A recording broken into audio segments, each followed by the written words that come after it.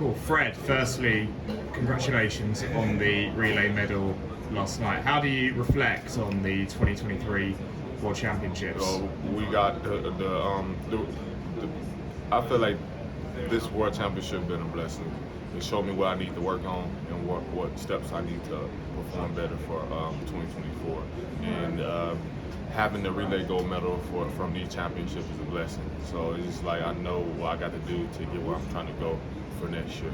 And having my guys on the side of us to get the job done is a blessing.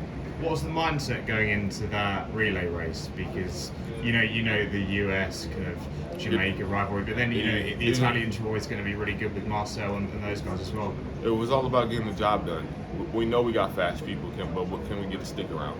And we got to stick around, even though it was bobbling there and here, but it was all about getting to stick around, and getting the job done.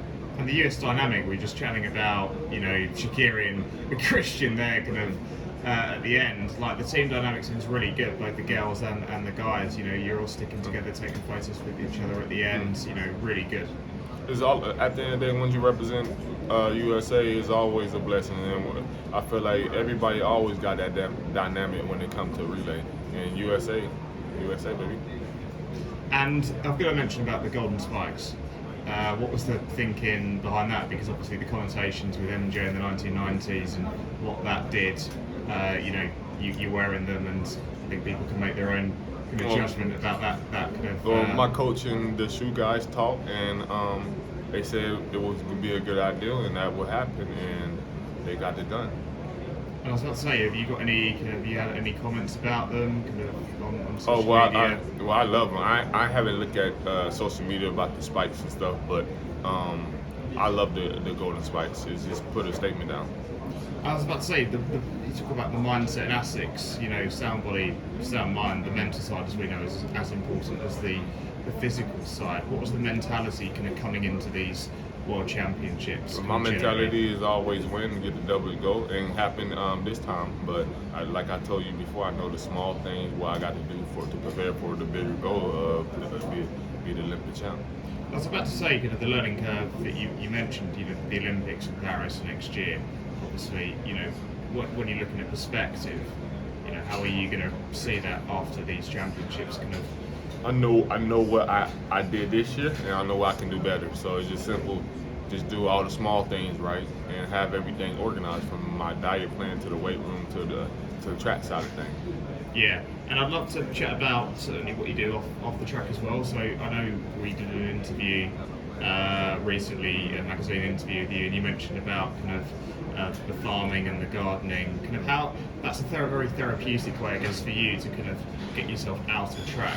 And so for me, those the small things. You can't be mentally or physically in track 24/7. You gotta physically get your mind and mentally get your mind away from track, because if you get caught up in the sport, you could lose your focus on the bigger goal of what you're trying to do. What got you into gardening and farming in the first place? I'm from Texas, so most of us guys and gals do that 24/7. Yeah. So it's just in the nature for me to do stuff like that.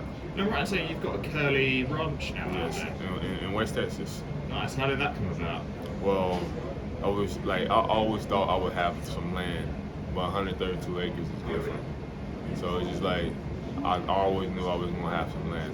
I didn't know it was gonna be this early or later on in my career or later on in my life, and God been blessing me, and the sky's the limit. I was going to say 132 acres is quite a sizable bit of land. Yeah. So how's the journey been with balancing that and the track stuff generally? I feel my life is balanced on all aspects of stuff, so it's just that's just small things. I post everything I do most of the time, but I don't let that stuff get distracted from me, because I know where I'm at in life right now, and that's being a sportsman. Yeah, and I'm about to say, I follow you on social media, and you obviously talk about you use the word greatness a lot, and you mentioned a lot of quotes and kind of sayings of certain people, for example. Kind of what's the thinking behind putting those quotes out? Well, you gotta have a positive mind every day. Like, you're not supposed to get up being mad or angry and stuff like that. I get up with a positive mind 24/7. Greatness all day, every day, baby. Yeah, well, I was about to say, like, for you in not just track but life, what how do you define success? Because it's not just about. I feel like success is not being in the same position as you was in yesterday, and I'm not in the same position I was in yesterday because I always try to elevate my surrounding and elevate myself.